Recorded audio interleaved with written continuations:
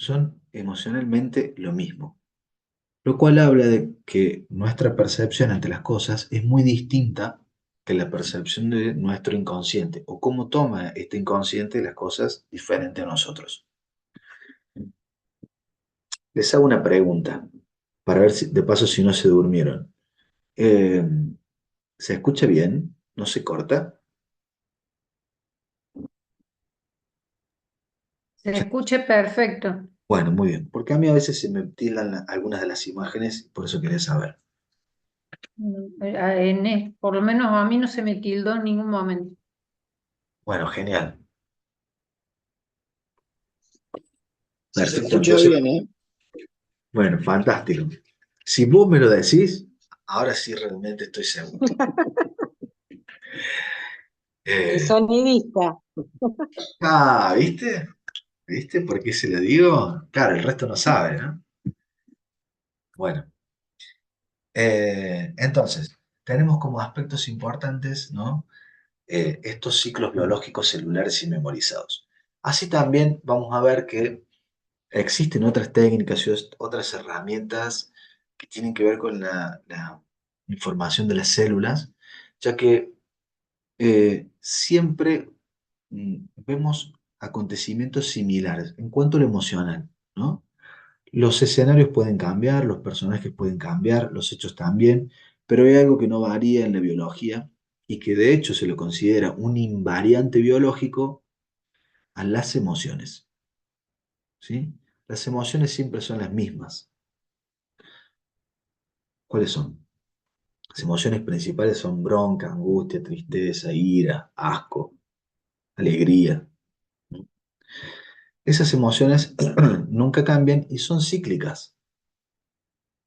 Y tenemos una capacidad de ver ante ciertas cosas lo mismo, lo cual despierta ciertos pensamientos que nos hacen sentir lo mismo. Para colmo, nuestro cerebro y nuestro inconsciente no distinguen entre lo real de lo imaginario. Eso es un beneficio, diría yo, para muchas cosas, ya que podemos crear nuestras propias historias y sentirnos felices todo el tiempo. Pero además nos sirven para viajar en el tiempo y acomodar algunas cosas que creemos pudieron haber sido hechos traumáticos. Nos subimos a una máquina del tiempo, hacemos un recorrido por aquellos hechos, los miramos, ¿m? Los procesamos de nuevo, les damos informaciones distintas y luego de eso, en estos ciclos de los que hablamos, los vivimos de otra manera. Empezamos a percibir las cosas de otra manera. Eso es muy importante y en biodescodificación se usa muchísimo, muchísimo. Después hay innumerable cantidad de aspectos con los que pueden trabajar y muchos terapeutas, como el caso de Mariela, Romy, ¿sí? Probablemente vayan encontrando en sus experiencias ¿m? Algunas técnicas o herramientas nuevas o vayan modificando las que ya existen porque se sienten más cómodas, porque exploran una forma de darse cuenta o de tomar conciencia ¿m? Que les sirve mucho, no solo a ellas, sino a sus consultantes. El hecho de que nosotros nos demos cuenta es la clave, porque si nosotros, por ejemplo, tenemos sinusitis, ¿no? Tenemos una sinusitis desde que somos niños, ya adultos seguimos con el mismo problema. Si nos damos cuenta qué es lo que nos provoca la sinusitis, es cuestión de tiempo, ¿m? Tiempo nada más que para sanar. Y en el caso de que nosotros tengamos una resistencia al cambio, como el que toma el dato es el inconsciente, quien maneja al menos el 97% de nuestra vida, fíjense, nosotros creemos que hacemos todo conscientes, que elegimos, que decidimos y demás, pero en realidad lo hace el inconsciente. Cuando nosotros creemos, me voy a poner este suéter oscuro, el inconsciente lo hizo hace rato, ¿sí? Cuando uno dice, me voy a vincular con esta persona porque me parece piola, copada, me gusta, me atrae, lo que sea, el inconsciente ya lo hizo hace rato. Yo después lo que voy a hacer con mi razón y con mi intelecto, es justificar, ¿m? Con todas mis herramientas conscientes ese vínculo. ¿Ok? Así que, lamentablemente, ¿sí? No tenemos la suficiente conciencia como para poder elegir ciertas cosas. De hecho, no elegimos casi nada de forma consciente. El señor sonidista, ¿sí? Por algún motivo lo ha hecho inconsciente y después lo justificó. Dijo, no, porque esto me siento cómodo, porque voy a conocer a artistas, porque voy... No. El inconsciente ya lo había decidido hace mucho. Bueno, muchos aspectos importantes en biodescodificación que nos sirven para hacer un análisis breve, funcional y práctico, siempre digo lo mismo, y no solamente tomar conciencia nosotros de por qué, para qué vienen los síntomas, sino lo más importante es que nuestro consultante pueda darse cuenta. Cuando nuestro consultante nos relata el hecho al que queremos ir, incluso muchas veces puede ser un relato totalmente nuevo para él. Puede ser que nos esté contando sobre una historia totalmente nueva. ¿Por qué? Porque, bueno, acá somos todos grandes. ¿Vieron que se da la casualidad de que todos siempre tenemos razón? ¿Se han dado cuenta de eso? Que ustedes siempre tienen razón y el otro está equivocado. Y uno se esfuerza, ¿no? Porque el otro entre en razón. Pero en realidad no es así. Es más, miren, nada, absolutamente nada de lo que está acá arriba es real. Simplemente es lo que percibimos en función de nuestras experiencias, lo que nos contaron, aquellos valores que nos dijeron que tenemos que tener y cómo deben ser las cosas. Para colmo, como somos todos seres humanos, quienes nos dicen esto es así, nunca para este lado, siempre para acá y demás, en algún momento, ¿sí? Dejan de hacerlo como ellos lo dicen. Y ahí empezamos a juzgar y nos enojamos siempre con nuestros padres, ¿no? Pero, ¿cómo puede ser que hiciste esto si vos me enseñaste que no era así? ¿Mm? Eso es muy común para estos hijos, sobre todo aquellos malcriados como yo, que juzgaron absolutamente todo, lo bueno y lo malo. Bueno, muchísimos más aspectos, ¿sí? Encontramos en biodescodificación. Y eh, es importante tener en cuenta que este es un método, ¿sí? No es una técnica, no es una herramienta. La biodescodificación es un método que sirve no para curar, sirve para sanar. Nosotros y el método no vamos a curar ni hoy, no vamos a sanar, pero sí le damos la posibilidad a que la persona lo haga. ¿A través de qué? Información. Nada más. ¿Información nuestra? No. Ordenamos la información del consultante. ¿Sí? Y estudiamos una forma para hacerlo de manera, lo voy a repetir de nuevo, funcional, práctica y muy rápida.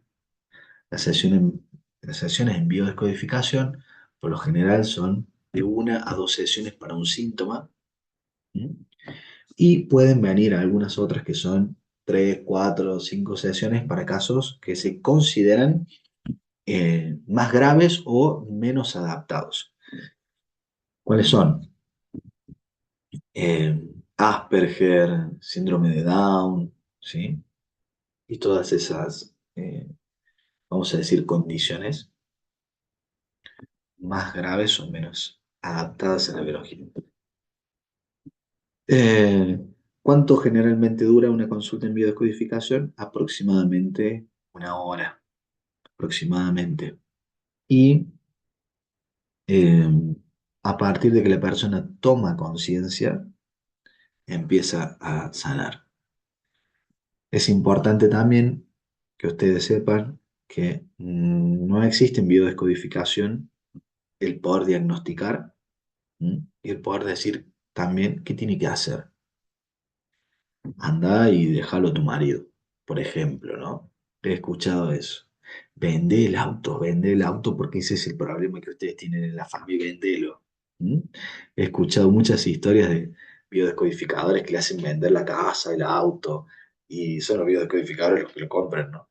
Y muchas cosas así. No podemos decir qué es lo que tienen que hacer, pero sí podemos mostrarles, ¿sí? Diferentes aspectos y que la persona tome las decisiones que quiera. Si la persona sana o no sana, para el terapeuta en biodescodificación, es lo mismo, siempre y cuando haya hecho bien su trabajo, ¿sí? Eso es muy importante. Y es muy importante porque esta objetividad que tenemos que adquirir es simplemente ¿para qué? Para que no nos afecte, ¿sí? El problema del consultante. ¿Mm? Es muy práctico, es muy sencillo cuando uno lo aprende a hacer y depende principalmente de la intención que tenga el consultante.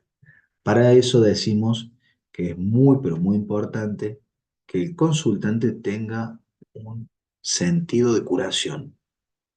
Si no existe un sentido de curación claro, la persona no va a sanar, ni con nosotros ni con nadie. Imagínense, siempre pongo el caso de pareja yo, porque es más común. Imagínense que una persona, eh, vamos a un caso de diabetes que es común. ¿Qué es la diabetes? La diabetes, para los que no saben, viene del hebreo, dia significa división, betes, casa. ¿Qué quiere decir esto? La diabetes aparece a partir de una separación familiar. ¿Mm? Es bastante simple. Cuando la persona percibe eso, aparecen todas esas características que ya nombramos recién. ¿Mm? ¿Y por qué aparece o por qué se retiene azúcar? Porque la persona a partir de ese momento empieza en lucha. ¿Mm? Una gran lucha. Esa azúcar que se retiene sirve ¿por qué? Porque en esa gran lucha, lo único, ¿sí?, que se registra a través del inconsciente, que necesita un luchador para sobrevivir y para poder seguir esa lucha, es azúcar. Por eso en la guerra los soldados llevan azúcar. Y van a ver que siempre tiene una barrita de chocolate, alguna cosita, azúcar. Es lo que necesitan para poder luchar. Y además, porque a partir de esa separación familiar, ¿qué sucedió? Se acabó la dulzura. La persona ya percibe que es toda una tortura. ¿Mm? Entonces retiene azúcar. Además de todo eso, hay una condición más profunda, pequeña y sutil, podría decir, que tiene que ver con un conflicto de asco. Por lo general, es un hecho programante, el del asco, que lo vamos a ver quizás en los primeros 10 años de vida, y después lo podemos ver en esas parejas, ¿sí?, que ya no se quieren o que ya no tienen ganas de tener intimidad, ¿sí? Y les recuerda inconscientemente algo que pudo haber pasado. Como por ejemplo algo que es muy común, que son los abusos, ¿sí? Los abusos es algo lamentablemente muy, pero muy común. De hecho, el 75% de enfermedades crónicas en mujeres, ¿sí?, se debe a abusos de algún tipo. Bueno, ¿a qué me refiero con esto? Una persona que necesita dulzura y que gracias a sus síntomas ahora es atendido en su casa como realmente deseaba, no le es conveniente salir de ese síntoma, de esa enfermedad. ¿Mm? Y cuando uno le pregunta, ¿qué vas a hacer cuando te cures? ¿Qué vas a hacer? ¿Cuál es el sentido ahora de curación? Y no sé, porque después cuando me cure, le va a costar decir, voy a tener que enfrentarme a ciertas cosas de nuevo con mi mujer y mis hijos, y el problema de acá, el problema de allá, la división de la casa, un montón. ¿Mm? Entonces, si el sentido de curación no está presente y no es claro, la persona no va a sanar, porque directamente no le conviene sanar. ¿Ok? Bueno, yo les había pedido que ya estamos cerquita de la hora, les había pedido que, ay, mira, se rió Fabi y me acordé, Eh, que guardaran algunas preguntas, hicieran algunas preguntas, ¿sí? En una hoja y demás, para no olvidarse y que yo se las pueda responder hoy. Si lo sé, buenísimo. Si no, les invento algo y listo. ¿Mm? Total, están muy concentrados ahora en lo que estoy diciendo. Vayan a creer cualquier cosa. No, en serio. Aprovechen ahora, pregunten lo que quieran y les vuelvo a repetir, ¿sí? Que a partir de mañana van a poder sacar turno, van a poder acomodar, ¿sí? En la agenda un turno para hacer biodescodificación por ahora conmigo. Más adelante se sumarán más, ¿sí? Y si todo va bien, vamos a ponerle fecha a este curso de biodescodificación para quienes lo quieran hacer más adelante, lo van a poder hacer. Como les mencioné, el costo del curso es $350, pero para los miembros del club es absolutamente gratis. Bueno, Fabi, vos me habías preguntado algo esta mañana o al mediodía o por ahí. Sí. ¿Mm? Que yo advierto ahora cuando uno sale en ciertos restaurantes o hay panaderías que, digamos, se dedican a todo lo que es celiaquía. Sí, Y es como que me llamó la atención, me llamó la atención, entonces dije, bueno, ya que, bueno, yo sabes que te admiro y gracias. bueno, que entonces yo digo, le voy a preguntar a Pablo cuál sería la raíz biológica de la celiaquía. Que bueno, yo algo puedo imaginarme, pero bueno, hasta ahí llego. Bueno, es lo que está haciendo Mariela en este momento, ¿sí? Hay un curso lindo también que le quiero regalar al club en relación a los gestos, ¿sí? Es como hizo Mariela, ¿sí? Hizo esto. En realidad la celiaquía, claro, muy bien, Romy. La celiaquía proviene de un conflicto que es muy común, principalmente para aquellas personas que tienen hermanos, ¿sí? Porque es bastante claro al momento de verlo porque se refiere a aquellas situaciones en donde yo sentí que mi padre, ¿sí? Me dejaba de lado, ¿sí? Pero por mi hermano. La palabra es discriminación. Me discriminó o discriminaron a mi padre. Por ejemplo, discriminaron a mi padre en la familia de mi mujer, ¿no? Tiene que ver con la discriminación y el padre. Discriminan a mi padre, yo discrimino como padre también, ¿m? O mi padre me discriminó. Mira, Juan se llama todavía, me acuerdo, un muchacho que fue mi primera descodificación de celiaquía, cuando todavía no entendíamos muy bien de qué se trataba en ese momento, porque recién empezaba la moda esta que vos decís, ¿m? Que sí, que es creciente y alimenta un negocio muy, muy interesante, porque los productos son más caros que los demás. Y parece que está buenísimo que aparezca porque tenemos un nicho más para vender y demás, y está bueno para algunos. Lo cierto es que la persona que tiene celiaquía le pasa muy mal, y es así. Mi primer consultante con celiaquía, y además hay algo que tener en cuenta que es fantástico. Por lo general, en el momento en el que aparece ese hecho, siempre en la escena hay pan. Hay pan, ¿sí? Estaban comiendo, yo les relato, estaban comiendo un asado, tres hijos o cuatro, papá, mamá y algunos nietos, ¿sí? Un domingo de asado típico de argentinos.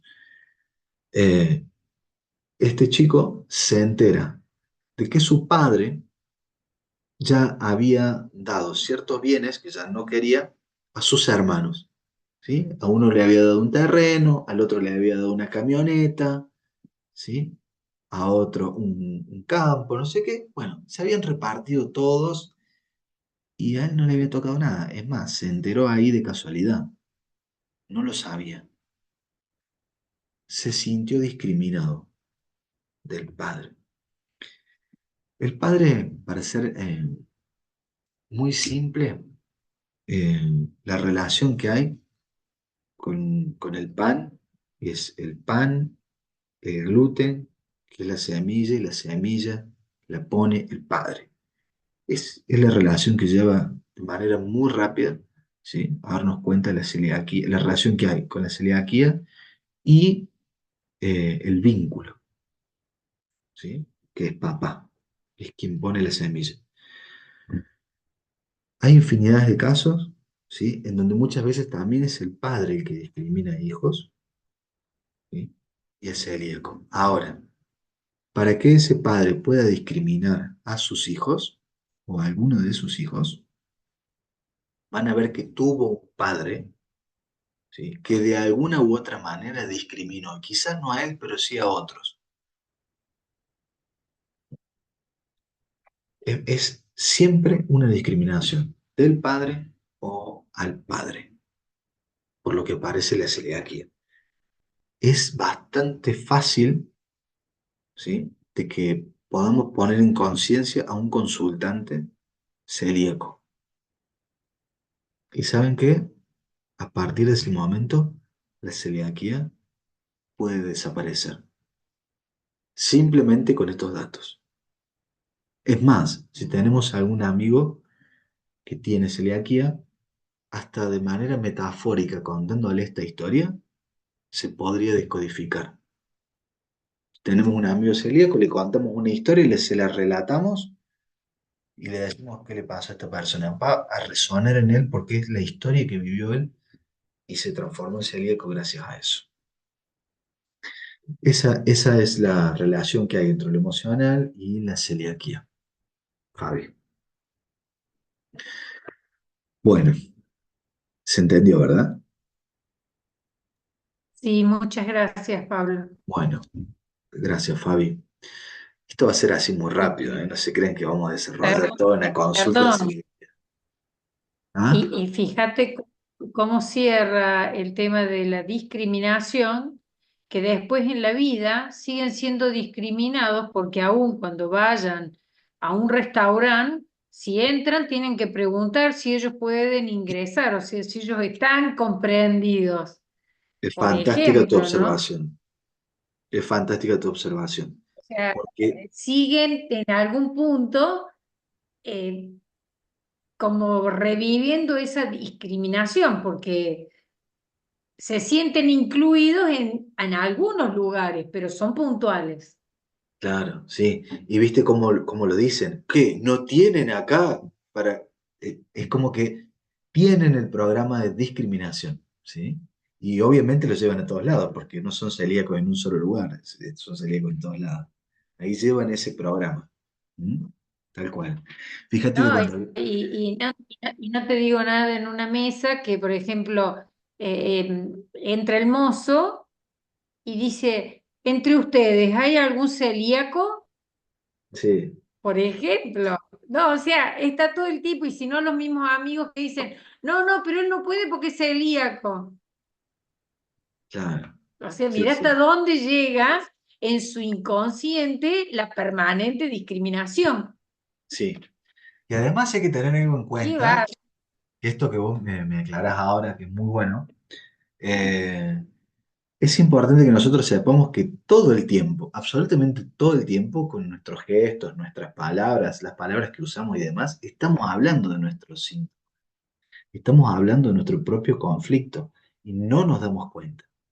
Pero está en cada una de las palabras que usamos, los gestos que tenemos, justo el lugar donde nos pica, ¿sí? El movimiento, todo, absolutamente todo. Lo que hacemos, ¿sí? La profesión que tenemos y demás. Bueno, gracias Fabi. Alguien más me va a preguntar seguramente. Lau, a ver, acá pregunten en los comentarios. Yo quisiera preguntar sobre el síntoma zumbido en los oídos. Lau, qué lástima que no te podemos ver. Mira, zumbido en los oídos. Bueno, tenemos el sonidista acá. Tenemos el sonidista. Eh, eh, me anda la cámara. Bueno, mira.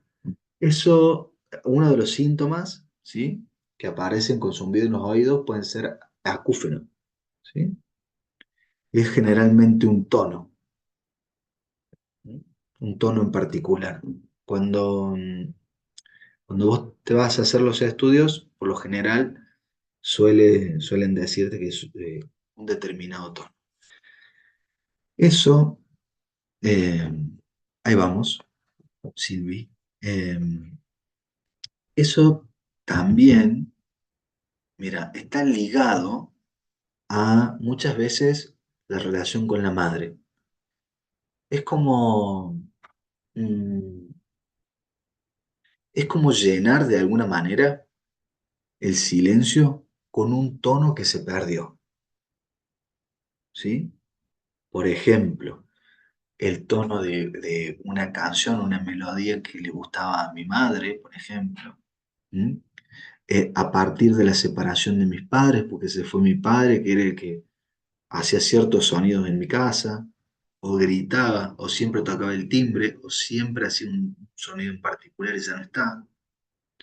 Entonces, de alguna manera, bueno, de alguna manera, el escuchar ese tono nos baja el estrés.